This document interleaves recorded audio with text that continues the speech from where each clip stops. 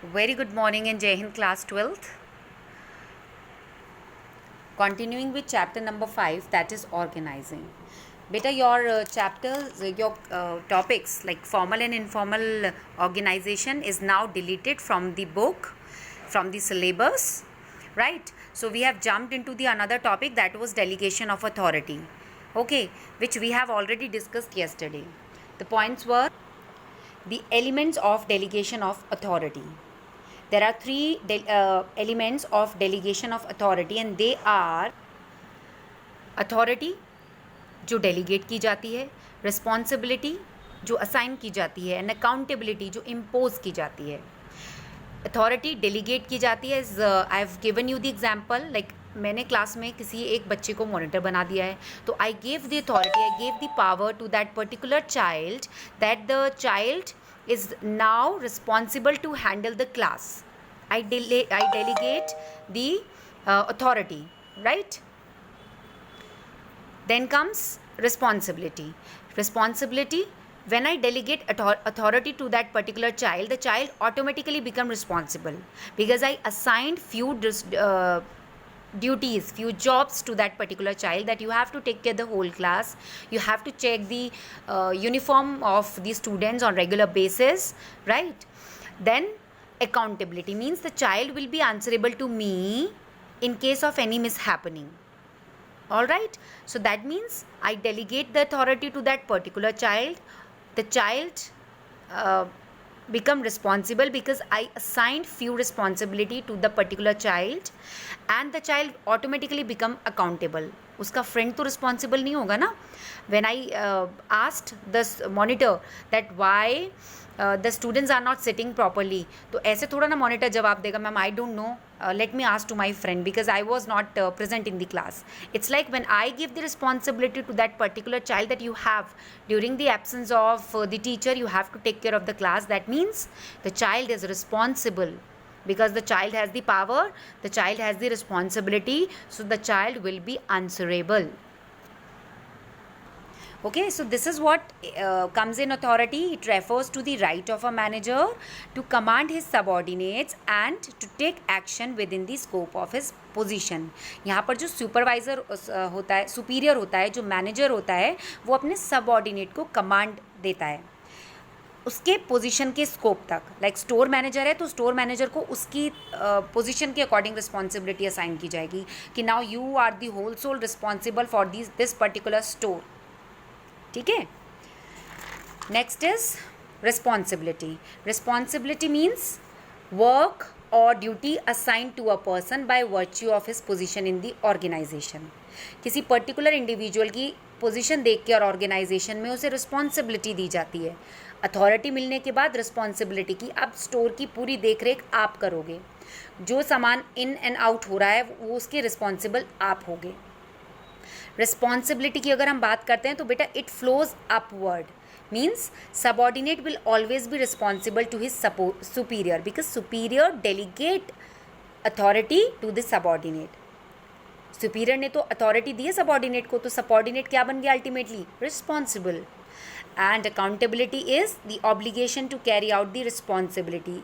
जिम्मेदारी को, जो ड्यूटी मिली है उसको लेकर चलना, and being answerable for the final outcome, जो रिजल्ट आएगा उसके लिए आंसरेबल होना. Right. The subordinate is held accountable to the superior for the final result. जो सबऑर्डिनेट होता है वो सुपीरियर को आंसर करेगा फॉर कंप्लीटिंग और not completing the particular thing which the superior want from him. Okay, now comes the difference between the authority, responsibility and accountability. This is what we are supposed to discuss today. What is authority? Once again I'm telling you, it is the right of a manager to command his subordinates. Authority में manager, teacher give command to the student that you become, I am making you the monitor of the class. Now you have the authority, तुम्हारे पास power है, तुम्हें control करना है class को. इसी तरह किसी कंपनी में होते हैं तो मैनेजर का ये राइट होता है टू कमांड हिज सबऑर्डिनेट, जो उसके अंडर काम करते हैं. Manager is the superior, subordinate जो उसके अंडर काम करते हैं. Responsibility is the duty of a subordinate. देखो मैनेजर ने डेलीगेट कर दिया ना अथॉरिटी दे दी है सबऑर्डिनेट को। अब जिम्मेदारी है सबऑर्डिनेट की to perform the job assign to him by his boss. उसके बॉस ने उसको जो काम दिया है, टीचर ने मॉनिटर को कहा है to take care of the class during the absence of the teacher, check the uniform of the students, maintain line, right? A number of duties is being assigned by a teacher to that particular monitor. That means the monitor become responsible here. He has to perform the given task काम जो कि teacher ने दिए हैं. Then comes accountability. It means answerability for the result. काम हुआ तो बहुत ठीक, means class was sitting very silently, if not then the particular child will be answerable. इसी तरह ऑर्गेनाइजेशन में होता है, किसी कंपनी में काम हुआ सुपरवाइज़र से, सबऑर्डिनेट से, तो बहुत अच्छा. नहीं हुआ तो उसको पावर भी दी थी, उसको सब काम अच्छे से समझा भी दिया था, फिर भी नहीं हुआ तो वो पर्टिकुलर सबऑर्डिनेट आंसरेबल होगा, why the work has not been done by him properly. Now comes delegation. I have told you this. Authority delegate की जाती है subordinate को by superiors. Manager delegate देते हैं authority, power subordinates को कि भाई मेरे पास बहुत सारा वर्कलोड हो रहा है, अब मैं अपना वर्कलोड कम करते हुए ये आपको पावर देता हूँ कि अब स्टोर की देखरेख आप करोगे या फिनेंस को आप देखोगे, कुछ भी, एनीथिंग. टीचर अपना वर्कलोड कम करने के लिए, लोड कम करने के लिए, teacher gave a responsibility to any of the child. ठीक है, any of the child means एक, इससे आप रिस्पॉन्सिबल होते हो, आप काम सीखते हो, साथ में टीचर ने अपनी अथॉरिटी डेलीगेट की है, पावर डेलीगेट की है. ठीक है. देन कम्स ड्यूटी और जॉब. रिस्पॉन्सिबिलिटी में, रिस्पॉन्सिबिलिटी की डेलीगेशन में क्या होता है, ड्यूटी और जॉब. काम मिल गया ना, यहाँ पर जॉब असाइनमेंट हो गई, जॉब असाइन कर दिया सबऑर्डिनेट को. Can be given by a superior to a subordinate. काम समझा दिया जाता है कि आपको अथॉरिटी मिल गई है, अब आपको क्लास को चुप रखना है, आपको देखना है कि हर कोई प्रॉपर यूनिफॉर्म में होना चाहिए, आपको देखना है कि who brought the book, who did not brought the book, right. But responsibility to perform it can't be further delegate by the subordinate. अब जो रिस्पॉन्सिबिलिटी जिसे दी जाती है वो डेलीगेट नहीं की जा सकती, वो डेलीगेट नहीं की जा सकती, राइट.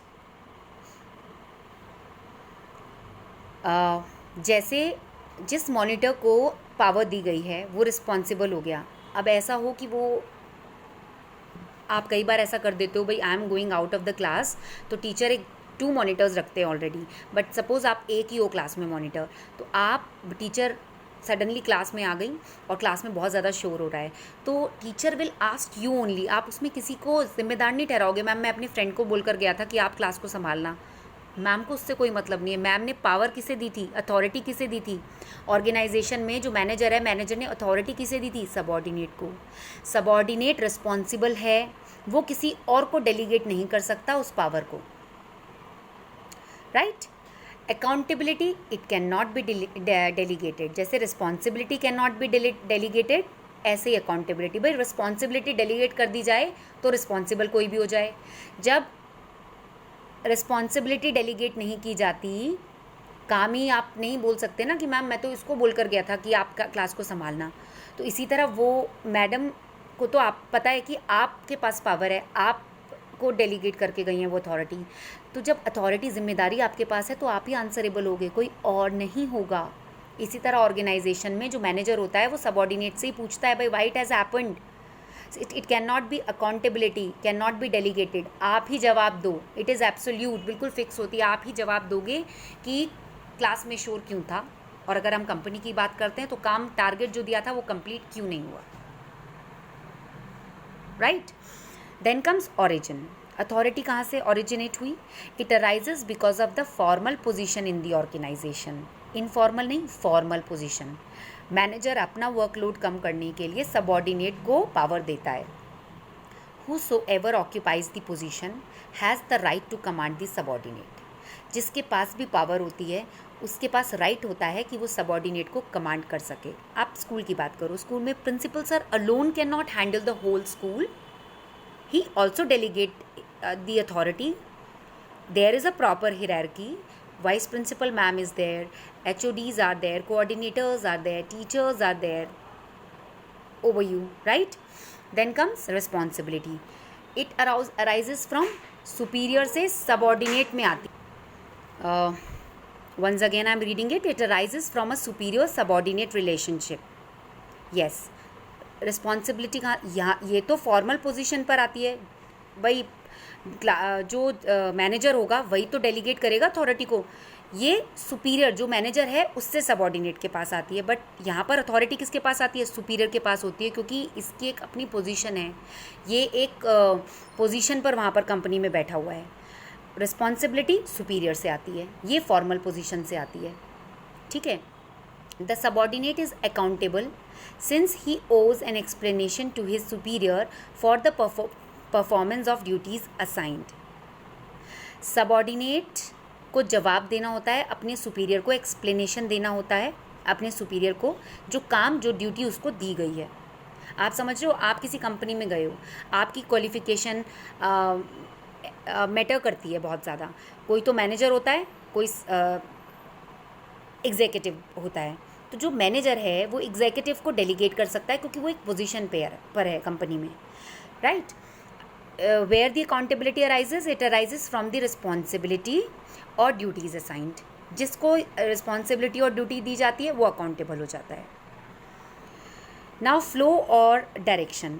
Authority मैंने अभी भी आपको बताया, it flows downwards, मतलब superior से subordinate को आती है. superior delegate करता है authority to the subordinate, and responsibility it is assigned by superior to subordinate. ठीक है. इट फ्लोज डाउनवर्ड, सुपीरियर से सबऑर्डिनेट पर आती है. रिस्पॉन्सिबिलिटी भी सुपीरियर से सबऑर्डिनेट पर आती है. ठीक है. इस दैट मीन्स रिस्पॉन्सिबिलिटी भी डाउनवर्ड डायरेक्शन में जाती है. But accountability from subordinate to superior, कोई प्रॉब्लम होती है, नहीं भी होती है, तो subordinate is answerable to the superior, is responsible to his superior, right. See, I hope these three elements of delegation of authority are clear to all of you, like authority, responsibility and accountability, which is the most important part of this chapter, right? If in case you are facing any kind of problem, you can call me personally and ask me. We are starting with another topic, that is importance of delegation.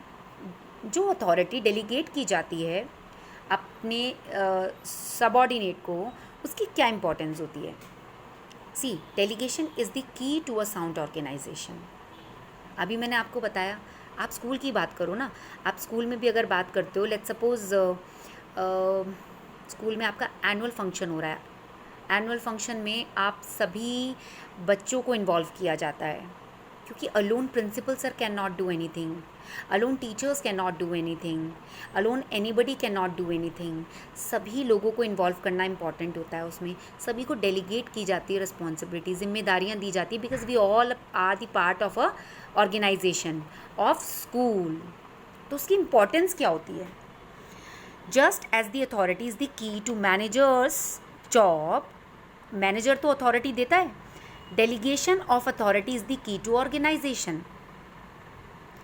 जैसे manager के पास authority होती है और manager उसको delegate करता है, delegate करना is the key to the organisation. कैसे? हम जब कोई काम किसी को डेलीगेट करते हैं, कोई जिम्मेदारी किसी को देते हैं, इसका मतलब we are like it is a tool of getting thing done through others. दूसरों से काम कराना अथॉरिटी शेयर करके, कि भाई टीचर ने कह दिया कि now you are the monitor. Class में जो सबसे ज़्यादा शोर करता है उसको अथॉरिटी डेलीगेट कर दी, you are the monitor of the class now. वो सोचेगा यार मैम ने इतनी बड़ी रिस्पॉन्सिबिलिटी दी है और I will be accountable to ma'am.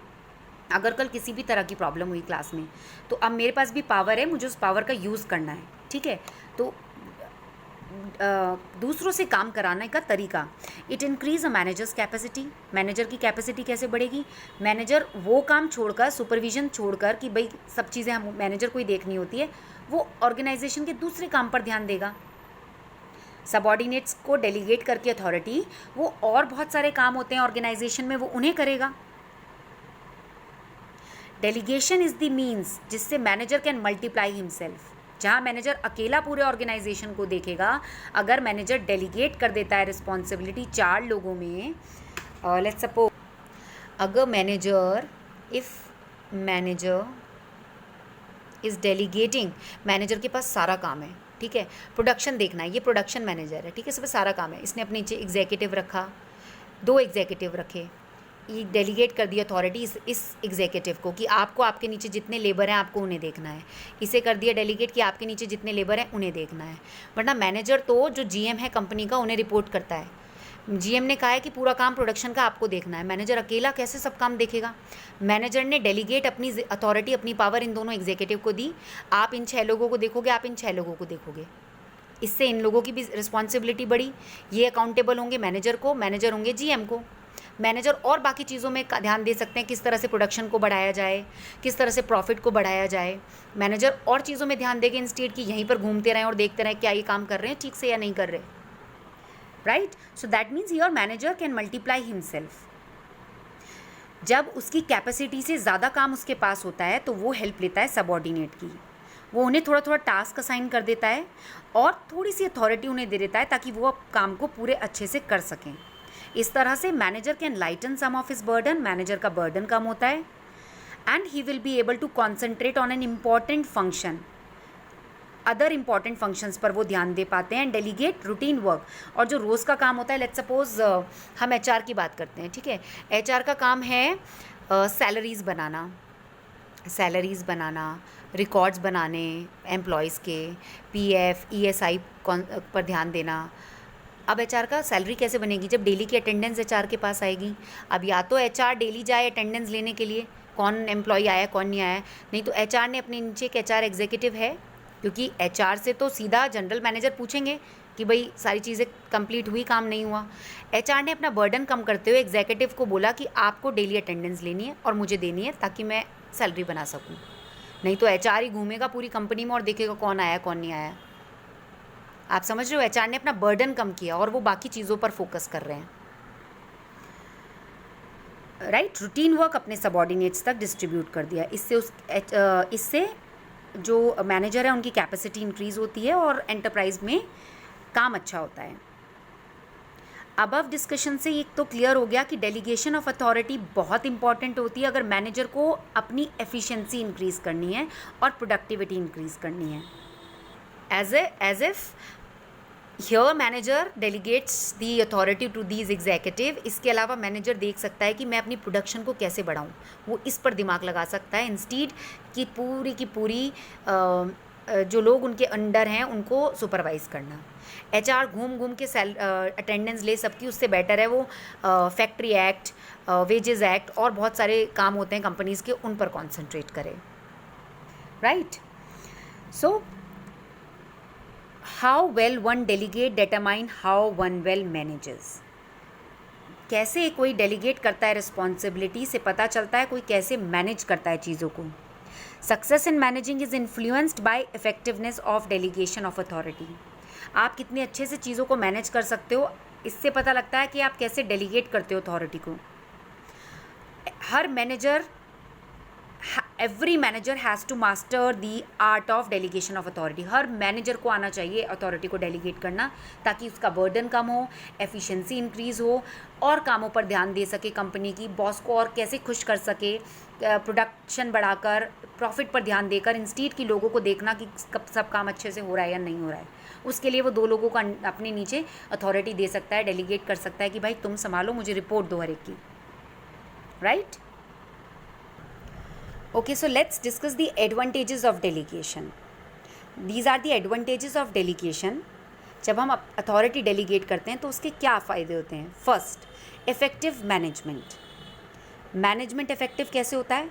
एक तो डेलीगेशन से जो बर्डन होता है टॉप एग्जीक्यूटिव्स का, आपके मैनेजर्स का, वो बर्डन कम हो जाता है, ठीक है।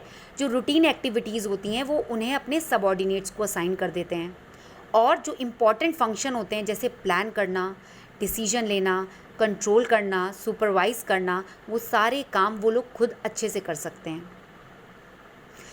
ऐसा करके एक मैनेजर अपनी इफ़ेक्टिवनेस को इंक्रीज़ करता है by using the skills of subordinates को काम देकर उन्हें डेलीगेट करके जिम्मेदारी अथॉरिटी, वो अपने और चीज़ों में दिमाग लगाएगा और कंपनी की और चीज़ों पर ध्यान देगा by delegating some of the authority to their subordinates जो उनके अंडर काम कर रहे हैं.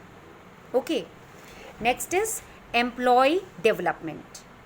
अब देखो, किसी और को रिस्पॉन्सिबिलिटी मिली, मैनेजर तो मैनेजर है, बट अगर मैनेजर डेलीगेट करता है किसी और को रिस्पॉन्सिबिलिटी तो उसको नई स्किल सीखने का मौका मिलता है.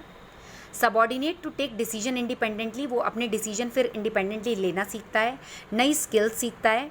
सो ये एक टेक्निक है फ्यूचर मैनेजर्स को डेवलप करने की. दूसरे को मौका मिलना भी तो ज़रूरी है.